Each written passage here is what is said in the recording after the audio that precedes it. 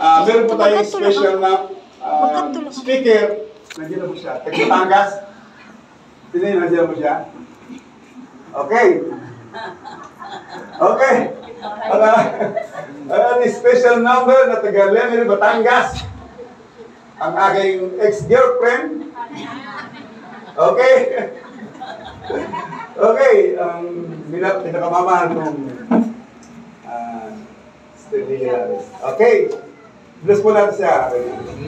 Amang banal na mapangyarihan sa lahat, kunin na napakabuti mo sa buhay ng bawat sa amin. Lord, you have a divine call, divine purpose. Alam ko, Panginoon, na dito kami po maglingkod sa iyo. Sabay ng paglingkod dito, alam namin na pagsunod namin sa iyo, hindi madali, pero dito kami po upang patuloy na sumunod sa iyo. Sapagkat ito isang magandang bokasyon na buhay, kaya kami nabuhay dito, para to fulfill your mission, magampanan ng tawag mo sa amin. Kaya binibless ko ang aking asawa, give her the wisdom, the knowledge, and the humbleness. Patuloy niyo maranasan ang kapag-iumay. Maraming salamat po sa pangalan ng Jesus. Amen! Pagpapong po natin ang Panginoon.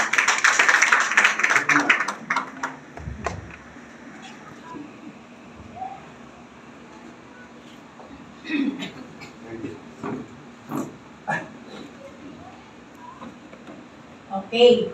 God is good. All the time. All the time. God is good. Okay, kagaya nga po ng nasabi na ng asawa, ako ang pinatayo niya ngayon.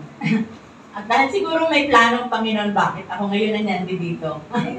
Upang ihatid ko sa inyo kung ano yung mensahe ng Diyos na pinapahatid sa akin sa araw na ito. Atin pong pag-aaralan ngayon ay makikita po natin sa 2 Corinthians chapter 12 verses 5 to 9. Ito po yung storya ni Paul, yung affliction niya. Ano yung affliction?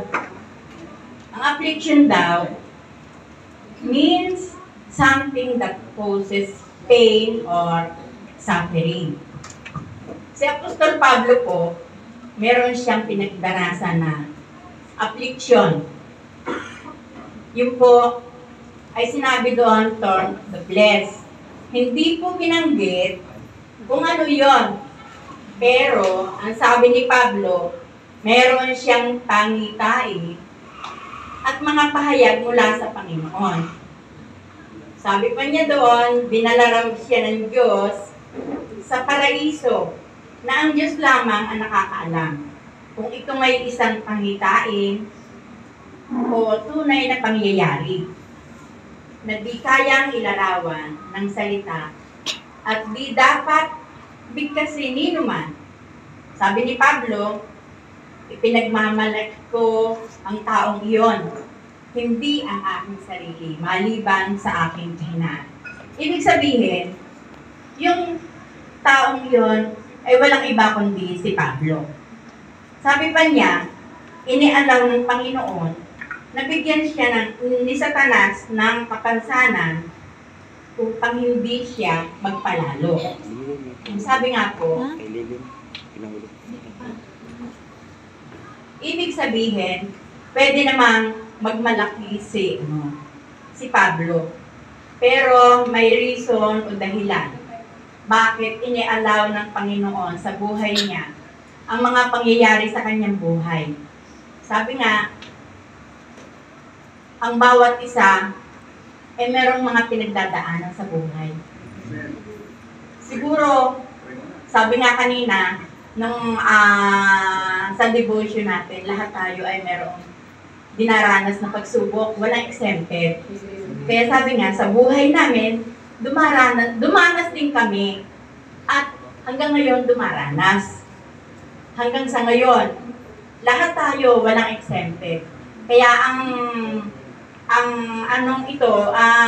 affliction na ito ni Pablo, ito ay magsilbing kalakasan sa atin. Bagamat ang bawat isa sa atin ay dumaranas ng pagsubok, kinakailangan nating mapagtagumpayan ito, hindi dahil sa ating lakas, kundi sa lakas ng ating Panginoon. Ang sabi nga, tingnan natin kung paano napagtagumpayan ni Pablo. Sabi bagamat marami siyang ipagyayabang, matalino siya, makapangyarihan, at merong power, may possession, may position, at saka possession. Pero, ang sabi nga dito sa Philippians 3, verse 7 to 8, pinapahalagahan ko noon ang lahat ng ito. Ngunit ngayon, itinuring ko na itong walang halaga dahil kay Kristo. At hindi lang iyan, para sa akin, ang lahat ng bagay ay walang halaga. Kung ihahambing ay sa di mapapantayang halaga ng pagkakilala ko kay Kristo na aking Panginoon. Itinuturing ko ng basura ang lahat ng bagay, makamtan ko lamang si Kristo. Yan, nakita natin kung gaano ka-powerful si Pablo, gaano siya kayaman, marami siyang mga dapat ipagmalaki, pero hindi niya pinagmalaki yun. Sa halip, ang pinagmamalaki niya yung kanyang kahinaan. Ang sabi, paano kaya na napagtagumpayan ni Pablo yung affliction na kanyang dinanas? Sabi ko, kailangan daw ma-overcome natin yung mga affliction sa ating buhay. Ang sabi po dito sa number 1, sabi nga, sa buhay natin, iba't iba ang pagsubok na ating nararamdaman, dinadanas natin. At hindi lang isa o dalawa, tayong lahat mga mananampalataya nakakaranas nito. Kaya, minsan, merong problema sa relasyon, may problema sa pinansyal, meron sa kalusugan, meron sa anak, meron sa asawa, at kung ano-ano pa yung mga nararamdaman, lahat tayo nakaranas nito. Pero ang sabi nga, paano natin o-overcome to? Ang sabi ko dito sa number 1, to be humble before God. Kailangan daw, may puso tayong mapagpakumbaba sa harapan ng ating Panginoon. Tunay nga na wala tayong dapat ipagmalaki sa ating ginagawa, sa ating buhay. Kasi tayo ay binigyan ng Panginoon ng mga pagsubok na ito dahil kakayanin daw natin ito. Ang bawat isa ay may mga pinagdadaanan.